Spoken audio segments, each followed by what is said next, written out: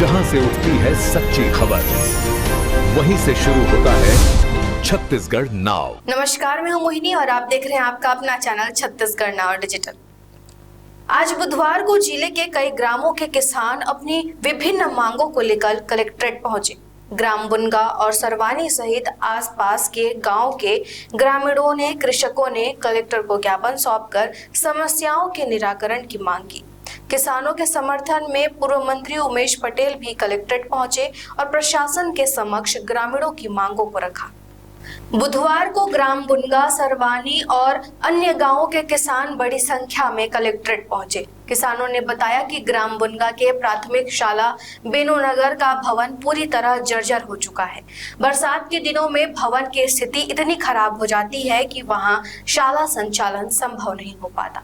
मजबूरन छात्र छात्राओं को गांव के सांस्कृतिक भवन में बैठकर पढ़ाई करनी पड़ती है। ग्रामीणों ने मांग की है कि प्राथमिक शाला बेनूनगर के लिए नए भवन निर्माण की शीघ्र स्वीकृति प्रदान की जाए। इसके साथ ही बुनगा हाई स्कूल को उच्चतर माध्यमिक विद्यालय में उन्नयन करने की भी मांग की गई है। वर्तमान में यहाँ कक्षा 10वीं तक पढ़ाई होती है और परीक्षा परिणाम भी बेहतर है।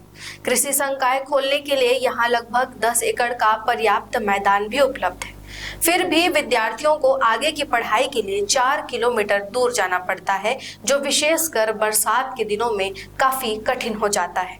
इस पर कलेक्टर ने प्राथमिक शाला के नए भवन निर्माण के संबंध में आश्वासन दिया कि जल्द ही इस पर कार्रवाई कर नया शाला भवन निर्माण कराया जाएगा।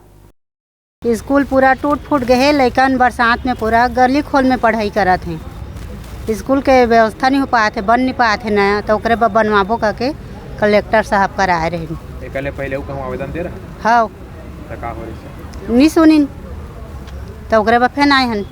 पानी टपका थे, गिरा थे, चूहा थे, बैठे नहीं सकत थे लड़का मन, और ऊपर से गिरा थे छज्जा मन, छबना उपना सब मन, तो उसने में लड़का मन थोड़ी बैठा के पढ़ाई गुरुजी मन की हमन भेजबो लड़का मन स्कूल, तो सब छत गिरा जाते और पानी टपका थे। ओकरे बाद खोल गली में चौपाल में ऐसे वैसे करके पढ़ाई करवाते हैं, इसको गुरुजी मन पढ़ाते हैं। तो कलेक्टर का मिला था का किस कलेक्टर? हाँ बनाबो कोशिश करबो तो कहीं नहीं। हाँ पहले ज़्यादा रही, लेकिन वही पानी बरसात है ना, चूहा थे, ओकर चल से प्राइवेट स्कूल में चल दिन है सब लड़कन, अभी कम है 16-17 दिन हुई। स्कूल पूरा जर्जर होते, पानी टपका थे बरसात में, लड़का मन पढ़े नहीं पाते, माने गली गली में जाके बैठ के चबूतरा में पढ़ाते। कलेक्टर करा रहे हैं, अभी ओकर वजह से दर्ज संख्या कम हो गई। अब स्कूल बन जाही तब बढ़े के वो है संभावना। माध्यमिक स्कूल है वहाँ का कहते 9वीं से 10वीं है, तेला 11वीं से 12वीं और क्लास आगे बढ़ाना है। अभी बुनगा में बड़े भंडार आते हैं, बड़े भंडार पुसौर उमरिया। इसके अलावा किसानों ने केलो बांध परियोजना अंतर्गत अमलीपाले वितरक नहर के सरवानी माइनर निर्माण को लेकर भी अपनी आपत्ति दर्ज कराई।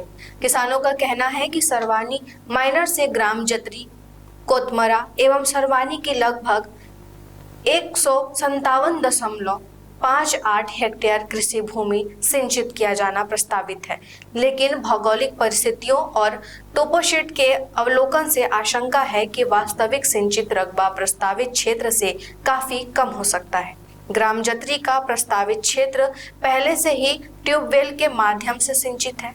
ऐसे में माइनर का पूरा लाभ किसानों को नहीं मिल पाएगा। साथ ही कुछ प्रभावित कृषकों की भूमि का भी अभी तक भू अर्जन नहीं किया गया है, जबकि कुछ अप्रभावित किसानों की भूमि का अधिग्रहण किया जा चुका है। किसानों ने मांग की है कि वर्तमान परिस्थितियों को ध्यान में रखते हुए सरवानी माइनर निर्माण की पुनः समीक्षा की जाए और व्यापक हितों को ध्यान में रखते हुए आगे की कार्रवाई की जाए। पूर्व मंत्री उमेश पटेल ने भी किसानों का समर्थन करते हुए प्रशासन से मांगों पर सकारात्मक निर्णय लेने की अपील की है। हमारे यहाँ केलो का एक नहर बन रहा है केलो डैम से, जो कि 2008 में ये प्रोजेक्ट शुरू हुआ था। आज तक वहाँ ज़मीन में मेन कैनाल भी बन नहीं पाया है।